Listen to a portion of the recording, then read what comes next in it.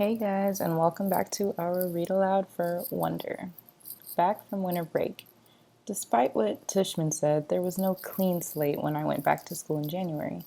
In fact, things were totally weird from the second I got to my locker in the morning. I'm next to Amos, who's always been a pretty straight up kid, and I was like, yo, what up? And he basically just nodded a half hello and closed his locker door and left. I was like, okay, that was bizarre. And then I said, hey, what up, to Henry, who didn't even bother half smiling, but just looked away. Okay, so something's up. Dissed by two people in less than 5 minutes? Not that anyone's counting. I thought I'd try one more time with Tristan, and boom, same thing. He actually looked nervous, like he was afraid of talking to me. I've got a form of the plague now, is what I thought. This is Julian's payback. And that's pretty much how it went all morning. Nobody talked to me. Not true. The girls were totally normal with me. And August talked to me, of course, and actually, I have to say both Maxes said hello, which made me feel kind of bad for never ever hanging out with them in the 5 years I've been in their class. I hoped lunch would be better, but it wasn't. I sat down at my usual table with Luca and Isaiah. I guess I thought since they weren't in the super popular group, they were kind of middle of the road jock kids, that I'd be safe with them. But they barely nodded when I said hello. Then, when our table was called, they got their lunch. When they got their lunches and never came back. I saw them find a table way over at the other end of the cafeteria. They weren't at Julian's table, but they were near him, like on the fringe of popularity. So anyway, I'd been ditched. I knew table switching was something that people in the fifth grade, that happened in the fifth grade, but I never thought it would happen to me. It felt really awful being at the table by myself. I felt like everyone was watching me. It also made me feel like I had no friends. I decided to skip lunch and go read in the library. The War. It was Charlotte who had the inside scoop on why everyone was dissing me. I found a note inside my locker at the end of the day. Meet me in room 301 right after school. Come by yourself, Charlotte. She was already inside the room when I walked in. Sup, I said. Hey, she said. She went over to the door, looked left and right, and then closed the door and locked it from the inside. Then she turned to face me and started biting her nail as she talked. Look, I feel bad about what's going on, and I just wanted to tell you what I know. Promise you won't tell anyone that I talked to you. Promise. So, Julian had this huge holiday party over winter break, she said. I mean, huge. My sister's friend had had her Sweet 16 at the same place last year where there were like 200 people there. So, I mean, it's a huge place. Yeah, and? Yeah, and? Well, pretty much everybody in the whole grade was there. Not everybody, I joked. Right, not everybody. Duh. But, like, even parents were there, you know? Like, my parents were there. You know, Julian's mom is the vice president of the school board, right? So she knows a lot of people. Anyway, so basically what happened at the party was that Julian went around telling everyone that you punched him because you had emotional problems. What? And that you would have gotten expelled, but his parent begged the school not to expel you. What? And that none of it would have happened in the first place if Tishman hadn't forced you to be friends with Augie. He said his mom thinks that you, quote unquote, snapped under the pressure. I couldn't believe what I was hearing. No one bought that, right? I said. She shrugged. That's not even the point. The point is, he's really popular. And you know, my mom heard that his mom is actually pushing the school to review Augie's application to Beecher. Can she do that?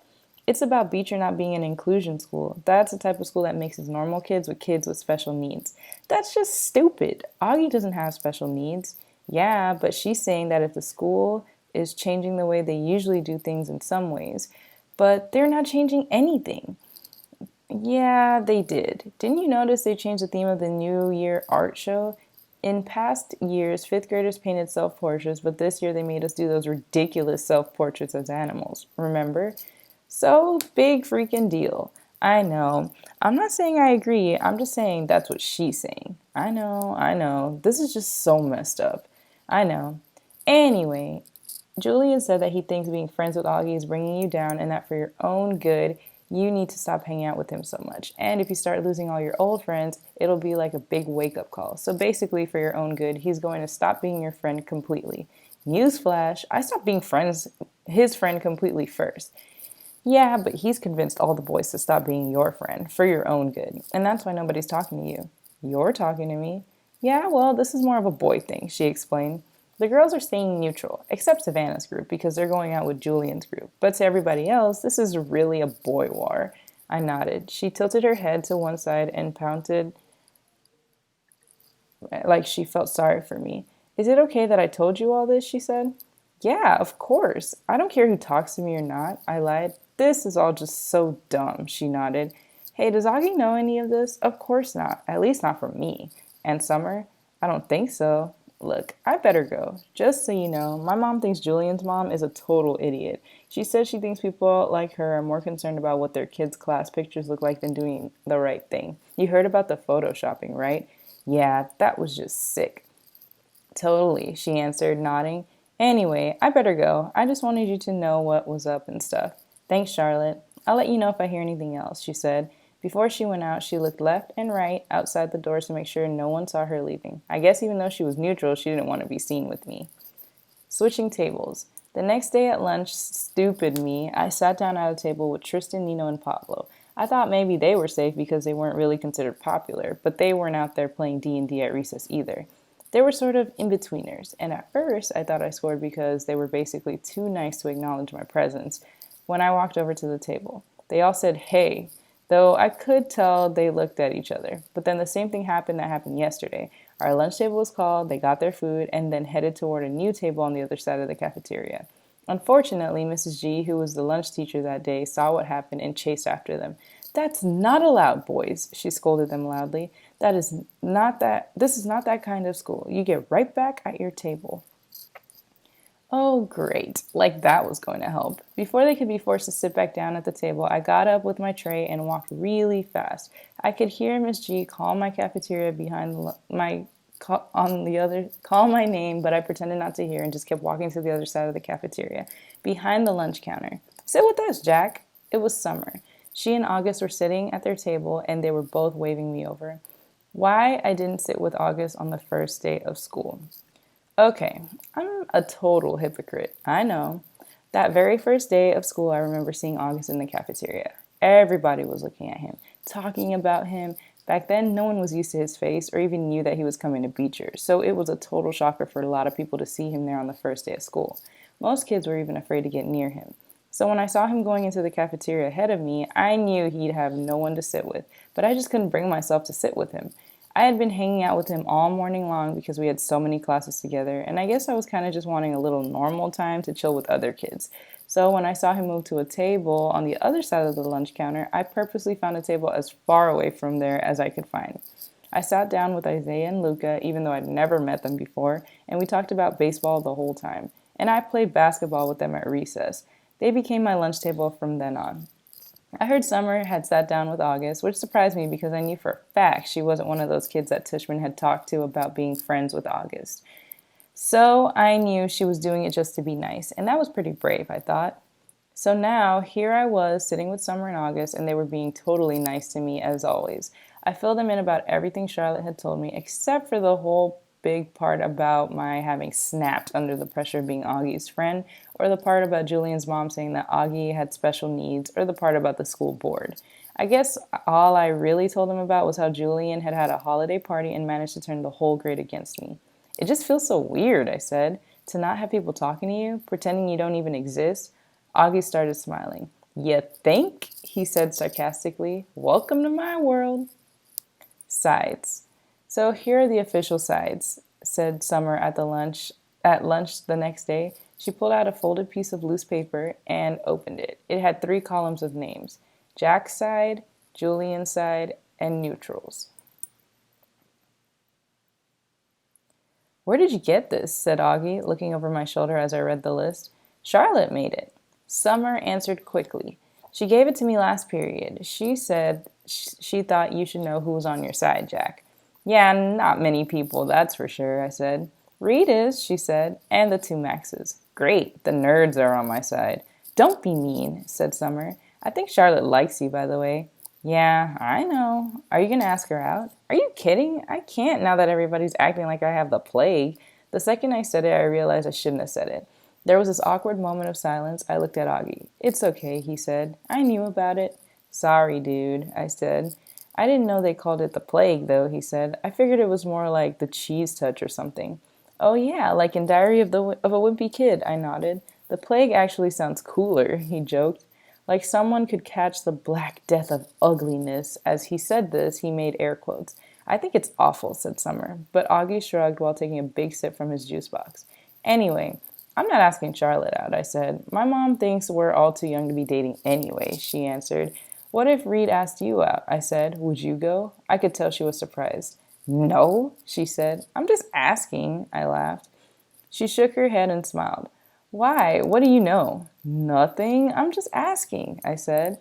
I actually agree with my mom, she said. I do think we're too young to be dating. I mean, I just don't see what the rush is. Yeah, I agree, said August, which is kind of a shame, with all those babes who keep throwing themselves at me and stuff. He said this in such a funny way that the milk I was drinking came out my nose when I laughed, which made us totally crack up. August's house. It was already the middle of January and we still hadn't even chosen the wet science fair project we were going to work on. I guess I kept putting it off because I just didn't want to do it. Finally, August was like, dude, we have to do this. So we went to his house after school. I was really nervous because I didn't know if Augie had ever told his parents about what we now call the Halloween incident. Turns out the dad wasn't even home and the mom was out running errands. I'm pretty sure from the 2 seconds I'd spent talking to her that Augie had never mentioned a thing about it. She was super cool and friendly toward me. When I first walked into Augie's room, I was like, whoa, Augie, you have got a serious Star Wars addiction. He had ledges full of Star Wars miniatures and the huge The Empire Strikes Back poster on the wall. I know, right? He laughed. He sat down on a rolling chair next to his desk, and I plopped down on a beanbag chair in the corner. That's when his dog waddled into the room right up to me. He was on your holiday card, I said, letting the dog sniff my hand. She, he corrected me. Daisy. You can pet her. She doesn't bite. When I started petting her, she basically just rolled over onto her back. She wants you to rub her tummy, said August. Oh, okay. This is the cutest dog I've ever seen, I said, rubbing her stomach. I know, right? She's the best dog in the world. Aren't you, girlie? As soon as she heard Augie's voice say that, the dog started wagging her tail and went over to him. Who's my little girlie? Who's my little girlie? August was saying as she licked him all over the face. I wish I had a dog, I said. My parents think our apartment's too small. I started looking around at all the stuff in his room and while he turned on the computer. Hey, you've got an Xbox 360. Can we play? Dude, we're here to work on the science fair project. Do you have a Halo? Of course I have Halo. Please, can we play? He had logged on to Beecher website and was now scrolling down to Miss Rubin's teacher page through the list of science fair projects. Can you see from there? He said. I sighed and went to sit on a little stool that was right next to him. Cool iMac, I said. What kind of computer do you have? Dude, I don't even have my own room, much less my own computer. My parents have this ancient Dell that's practically dead. Okay, how about this one? He said, turning the screen in my direction so I would look. I made a quick scan of the screen and my eyes literally started blurring. Making a sun clock, he said. That sounds kind of cool. I leaned back. Can we just make a volcano? Everyone makes volcanoes. Duh, but it's easy, I said, petting Daisy again. What about how to make crystal spikes out of Epsom salt? Sounds boring, I answered. So why'd you call her Daisy? He didn't look up from the screen. My sister named her. I wanted to call her Darth, actually. Technically speaking, her full name is Darth Daisy, but we never really called her that. Darth Daisy? That's funny. Hi, Darth Daisy, I said to the dog, who rolled onto her back again from me to rub her tummy. Okay, this one is the one, said August, pointing to a picture on the screen of a bunch of potatoes with wires poking out of them. How to build an organic battery made of potatoes. Now that's cool. It says here you could power a lamp with it. We could call it the Spud lamp or something. What do you think? Dude, that sounds way too hard. You know I suck at science. Shut up, you do not. Yeah, I do. I got a 54 on my last test. I suck at science. No, you don't. And that was only because we were still fighting and I wasn't helping you. I can help you now. This is a good project, Jack. We've got to do it. Fine, whatever, I shrugged. And then there was a knock on the door. A teenage girl with long, dark, wavy hair poked her head inside the door. She wasn't expecting to see me. Oh, hey, she said to both of us. Hey, Via, said August, looking back at the computer screen. Via, this is Jack. Jack, that's Via. Hey, I said, nodding hello. Hey, she said, looking at me carefully.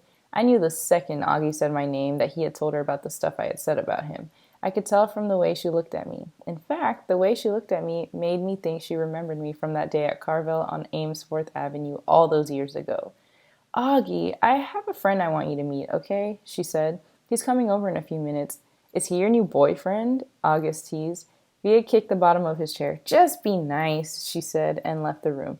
Dude, your sister's hot, I said. I know. She hates me, right? You told her about the Halloween incident? Yeah. Yeah, she hates me, or yeah, you told her about Halloween? Both.